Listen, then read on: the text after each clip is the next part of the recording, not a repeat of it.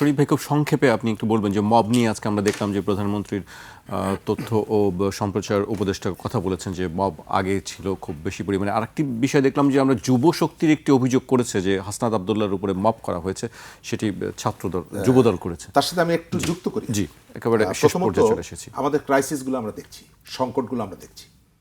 সরকারি দল সবসময় চায় যে জনস্বার্থ সংশ্লিষ্ট বিষয়গুলোকে যেটা তাকে বিব্রত করে সেগুলোর থেকে দৃষ্টিকে অন্যদিকে নিয়ে যাওয়া।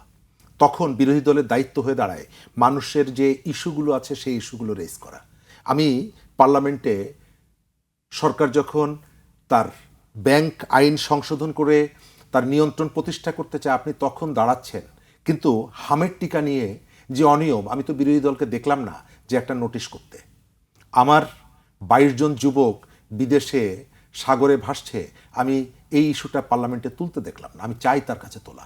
আপনি যদি বলেন যে শাহবাগে ঝুলিয়ে পেটাবো বিএনপি নেতাদেরকে, আপনি পেটাতে পারেন, কিন্তু পার্লামেন্টের ভেতরেও আপনাকে পাবলিকের এই ইস্যুগুলো বলতে হবে। কিন্তু আমি দেখতে পাচ্ছি পাবলিকের সিরিয়াস যে ইস্যুগুলো সরকার চাইছে না বলে বিরোধী দলও তুলছে না। অথচ প্রত্যেকটা বিষয়ে ঘন্টার পর ঘন্টা আলোচনা হওয়া দরকার, নোটিশ হওয়া দরকার। সেই নোটিশটা আমি দেখছি না। যদি সরকারি দলের অব্যবস্থাপনা, তার অনীহা, এই বিষয়গুলো যেমনিভাবে পাবলিক বিবেচনা করবে, বিরোধী দলের দায়িত্বটাও নিশ্চয়ই বিবেচনা করবে। বিএনপি যখন বিরোধী দলে ছিল, মানুষ বাইরে থেকে কথা বলেছে। আপনি পার্লামেন্টে দাঁড়িয়ে বলছেন যে সরকার অন্যায়ভাবে জেলা পরিষদের প্রশাসক নিয়োগ দিচ্ছে, তারপরে গাজীপুরের সেখানকার জামাতের এমপি গিয়ে সেই জেলা প্রশাসককে আবার ফুল দিচ্ছেন এবং ছবি তুলছেন। অর্থাৎ এখানে আপনি একটা কথা বলছেন, বাইরে গিয়ে আপনার নিজের যে জায়গা সেখানে গিয়ে আপনি ভিন্নতা দেখাচ্ছেন। মানুষ বিশ্বাস করবে না। আমরা মবের অবসান চাই।